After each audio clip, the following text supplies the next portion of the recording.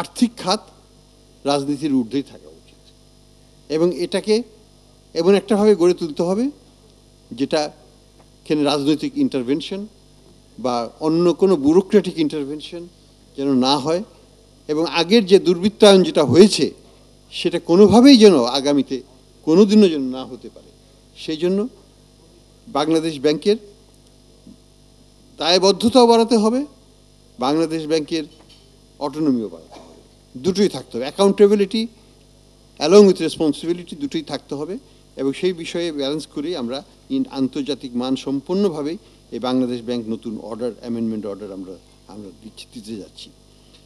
আমরা deposit insurance act নতুন করে করছি। এখানে ডিপোজিটের আগে 1 লক্ষ ছিল, সেটাকে 2 লক্ষ টাকা করা হয়েছে এবং সাথে ডিপোজিট ইন্স্যুরেন্স ফান্ড দুটো করা হচ্ছে।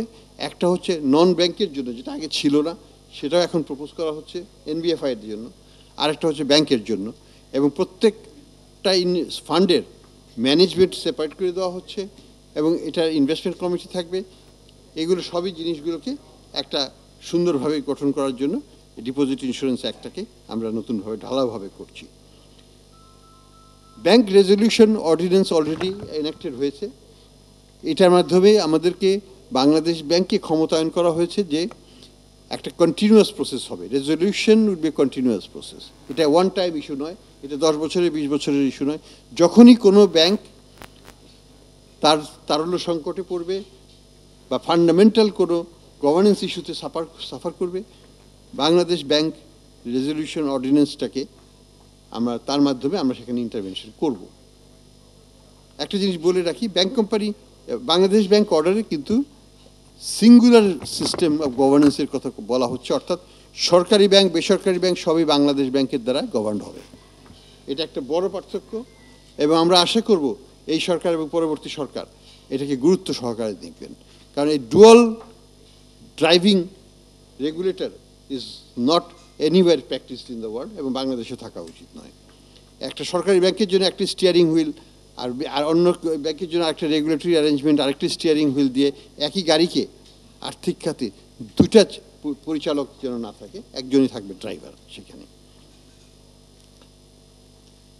আমরা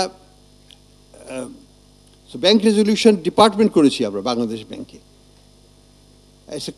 it should be seen as a continuous process, not 10 বছর পরে অনেকগুলো জমিয়ে তারপরে একটা বিশাল সমস্যা তৈরি করে তারপরে আমরা রেজলিউশনে যাব, তা নয়। যেটা হয়ে গেছে সামনের দিকে যে কোনো ব্যাংক যখনই তারা নন পারফর্মিং হয়ে যাবে, যখনই তাদের সমস্যা আমরা দেখতে পারবো যে তাদের ভায়াবিলিটি নাই, will step in, Bangladesh bank will step in and take it over. It's a message to the bank owners that either you behave or you will be kicked out, and we will not allow inefficient banks, incompetent management to rule over the banking system.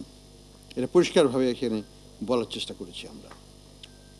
Distressed asset ম্যানেজমেন্টের জন্য আমরা নতুন আইন করছি এবং সেটার মাধ্যমে এই যে এনপিএল সমস্যার সমাধান করার জন্য আমরা চেষ্টা করছি। আমরা মানি লোন কোর্ট অ্যাক্টকে ব্যাপকভাবে পরিবর্তন করছি, যেটার মাধ্যমে দ্রুততার সাথে, এবং এটা নিয়ে আমরা হাইকোর্ট সুপ্রিম কোর্টের চিফ জাস্টিস মহোদয়ের সাথে আমরা বসবো, আমরা চেষ্টা করব separate high court bench, separate normal court bench করে খুব দ্রুততার সাথে এই জিনিসটাকে সলভ করা, যাতে এই কোর্টের যে ইনজাংশন দিয়ে আটকিয়ে রাখার যে প্রবণতা, লক্ষ লক্ষ কোটি টাকা আটকিয়ে রাখার, সেটা থেকে যেন আমরা বেরিয়ে আসতে পারি।